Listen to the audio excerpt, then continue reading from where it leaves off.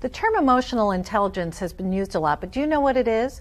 I'm Lisa Birnbach for Howdini.com, and our guest is Rachel Simmons, author of Odd Girl Out. What is emotional intelligence, Rachel? It means a lot of different things these days, but for girls, I think it means being able to know how you're feeling, to be able to say how you're feeling, and to be able to accept it. And those are very difficult things. We often think that girls are experts at their emotions because they have so many emotions and because they have so many relationships. But just because you have lots of emotions doesn't mean you're good at managing them. And that's one of the things we never hear about girls. We talk about emotional intelligence for all kinds of people in the world, but in fact, girls have very low emotional intelligence. They're raised to be good girls. They're raised to be nice. And that often means that they don't have the muscle to express negative emotions because they're trying to be good. They're trying not to have problems. So they girls are trying not to make waves and trying to be liked. Is that sort of the overwhelming need that we have when we're younger? It is. Well, we're socialized to take care of other people. Good girls are nice, they're friendly, they don't create problems with other people, they don't get angry. Well, if you don't get angry, and if you're taking care of people all the time, and if you're putting other people's needs before you, then when you feel disappointed, when you feel betrayed, when you feel jealous, all of those emotions that are not caregiving emotions, but that are real and true and impossible to avoid, you might not be very good at expressing them. You might not only not be good at expressing them, but when you feel them, you might sit around and say, oh, I'm being a drama queen, oh, I'm making too big a deal out of this. You might sit there and say, I have no right to feel these feelings. And when you don't feel permission to feel your feelings, and when you don't know how to express yourself, many things can happen. You can hold your feelings in until you explode and behave inappropriately. You can suffer all kinds of physical ailments. You can basically be someone who's not able to manage her relationships appropriately, whether it's at work or at home.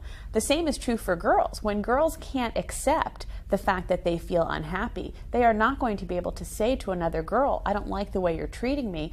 This is how I'm feeling about what you're doing to me. So it's by building girls' emotional intelligence, I think, that we give them the strength to be powerful in their relationships. Who is going to teach our daughters that? Are we?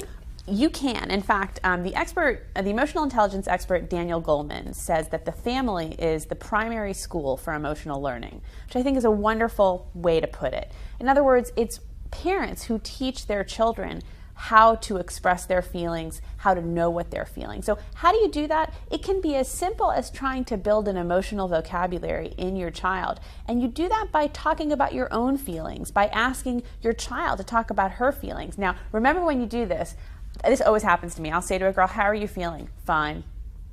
Okay, no, really, how are you feeling? Tired. Watch out for those words, because those are ways that girls will avoid trying to say what they're feeling. Another thing that can be really helpful is when your child is upset and she's angry, try to get her to go beneath her anger and frustration, because as we all know, anger often covers over feelings of hurt or feelings of sadness. So see if you can ask her what's behind that anger, and then encourage her, praise her for showing those emotions. How about the way we show emotions? Obviously, our kids are modeling themselves after us. I remember the first time I cried in front of my children, and I thought, oh, this is terrible. And then I thought, well, it's real, it's honest. Oh, I think it's just fine to do that. I mean, I think it's important to, again, I think it's important to be conscious of when you're showing emotion. If your child is coming to you for help, I think it's important to try to be strong as possible, but obviously when you are unhappy, you are showing that you are a human being, you are showing that you are able to healthily release your feelings, and that you are a deep feeling human being, which I think is such an important part of being a functional person, of being a successful person, because it also promotes empathy. So it would be a good idea to express your feelings as a parent to your children, and to also own your feelings. I mean, that's really what you talk about in your book. Yeah, like for example, I work with parents and daughters all the time, and we work on the conflicts that they have. So typical conflict is get off the computer.